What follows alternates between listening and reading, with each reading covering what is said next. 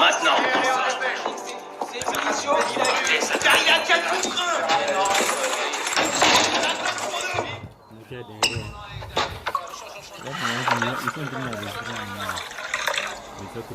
On t'a vu faire le coup de la poudre magique dans le coin de Garrison Court. Les temps sont durs. Les gens ont besoin d'être rassurés pour miser. Il y avait une chinoise. Une sorcière d'après les blanchisseuses. Ça les aide à y croire. On ne se mêle pas au Shintok. Regarde les comptes. Les Chinois savent manier une lame eux aussi. On était d'accord. Je te rappelle que c'est moi qui suis chargé de remplir les caisses. Et si Monaghan Boy gagne, Tommy? Tu truques les courses maintenant? Tu as eu l'autorisation de Billy Kimber pour faire ça? T'as quoi dans le crâne? Tu crois vraiment qu'on est de taille à s'en prendre aux Chinois et à Billy Kimber? Billy a une putain d'armée! Je réfléchis. Arthur, voilà ce que je fais. Je réfléchis. Pour que t'aies pas à le faire. On a des nouvelles de Belfast. Crunchy Face grimpe à 4 contrats. Tout sur Monaghan Ball. Je vais convoquer le conseil de famille ce soir à 20h. Je veux y voir tout le monde. Tu m'entends? C'est le début des emmerdes.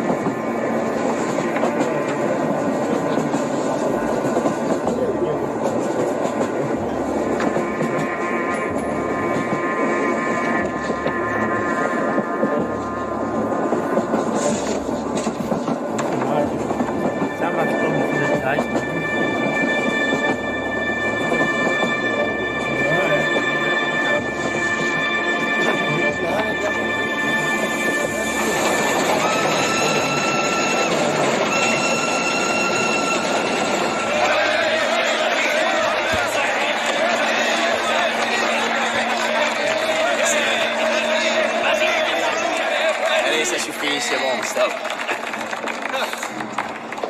Camarades, nous sommes réunis pour voter pour ou contre la grève. Mais avant que nous passions au vote, saluons tous ceux qui se sont battus en France, tous ceux qui étaient aux côtés de vos camarades et qui les ont vus tomber. Levez les mains.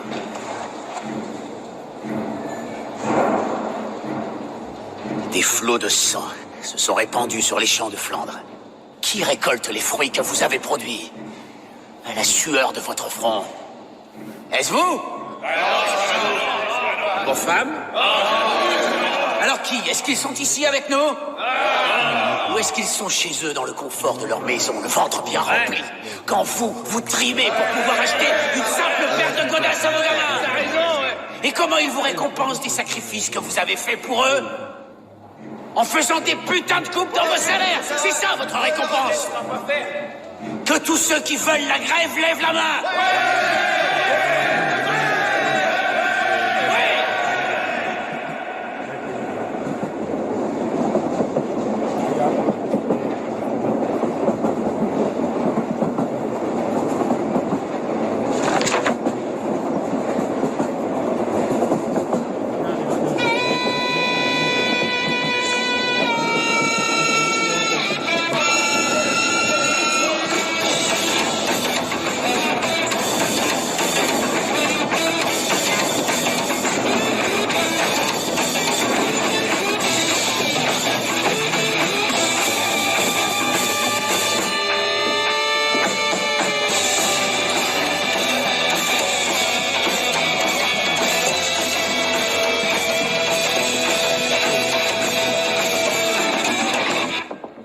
Offert par la maison, monsieur Shelby.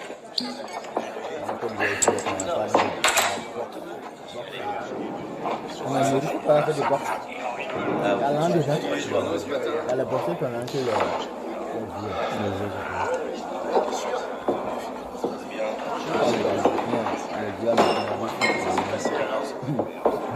La même chose. Ouais.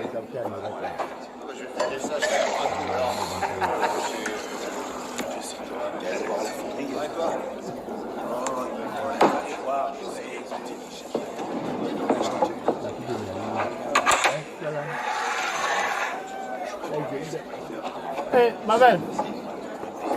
Santé, Thomas. À la tienne.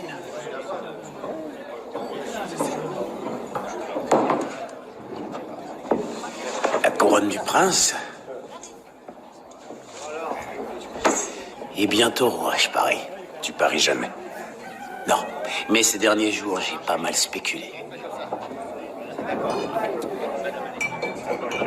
Et sur quoi? Un de mes camarades syndicalistes a une sœur qui travaille à l'usine BSA au bureau du télégraphe.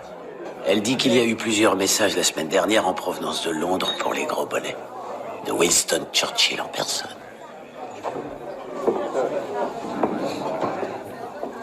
À propos d'une histoire de vol. Un vol d'importance nationale, ça disait. Elle a trouvé une liste de noms oubliés sur le télégraphe. Et sur cette liste, il y avait ton nom et le mien. Maintenant, quelle sorte de liste associerait le nom d'un communiste à celui d'un bookmaker? Alors, faites-moi. Eh bien, sans doute, la liste des hommes qui donnent de faux espoirs aux pauvres. La seule différence entre toi et moi, Freddy, c'est que, parfois, mes chevaux ont une chance de gagner.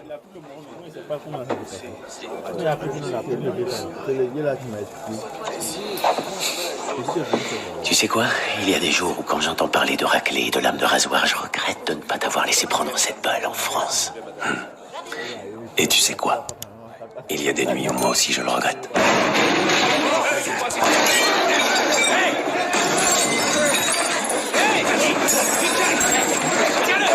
Non, ils vont m'avoir! À droite! Ils vont me tuer! À terre! Respire, Danny!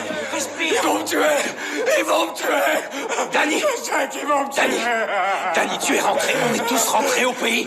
Tu n'es plus en France. Tu es un homme, Danny. Pas un obus d'artillerie. Non. Tu n'es pas un obus. Tu es un être humain comme nous, Danny. Tout va bien. Tout va bien. Tout va bien.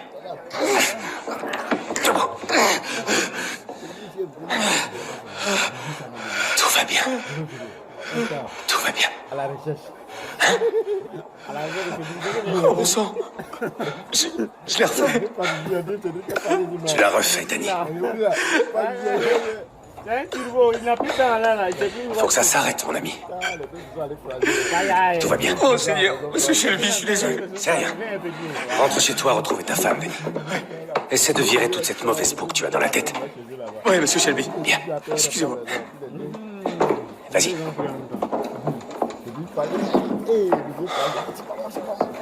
Monsieur Shelby, vous devez agir. Ça peut pas continuer comme ça. T'as sacrément raison, Harry. Tu payes suffisamment cher les Peaky Blinders pour qu'ils te protègent. C'est toi qui fais la loi ici maintenant, non? Tu devrais mettre une balle dans la tronche de ce pauvre Danny comme on abat un cheval fou. Et peut-être bien qu'un jour tu devras en mettre une dans la mienne aussi.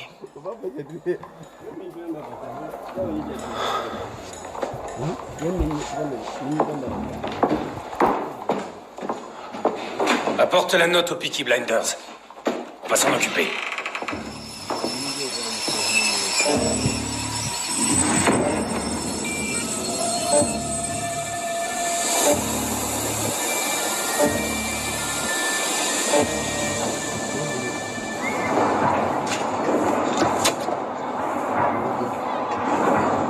Regarde ce revolver.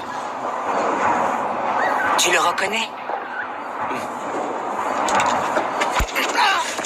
Allez, debout, espèce de sale petite vermine. Putain, mais pourquoi t'as fait ça, Polly? Finn a passé l'après-midi à jouer avec ça au bord du canal. Il était chargé. Il a failli faire exploser les seins de ta sœur. Il a dû tomber de ma poche. Il dit qu'il l'a trouvé sur la commode du bureau des paris avec des balles à l'intérieur. Eh ben, je devais être sous. Quand est-ce que tu ne l'es pas? Écoute, Tom Polly, je suis désolé. Ouais, vraiment, je suis désolé.